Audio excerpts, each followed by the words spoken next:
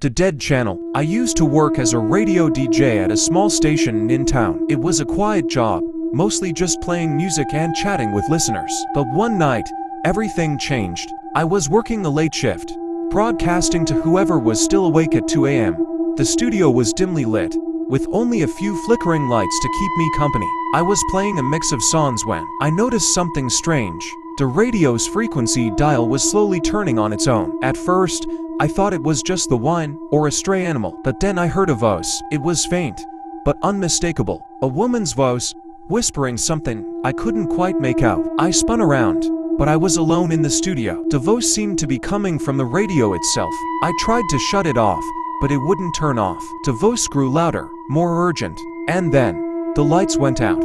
I was plunged into darkness, surrounded by the oppressive silence of the abandoned studio. The voice had stopped, but I knew I wasn't alone. I could feel eyes upon me, boring into my skin. Suddenly, the lights flickered back on. The radio was still blaring static, and then I saw it.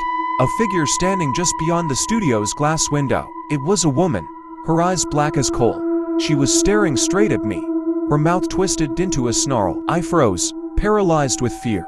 And then, everything went black. When I came to, I was lying on the floor, my head throbbing. The radio was silent, the studio empty. But on the console, I found a note, scrawled in red ink.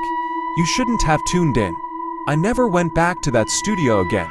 But sometimes, in the dead of night, I'll hear that voice, whispering my name, calling me back to the Dead Channel.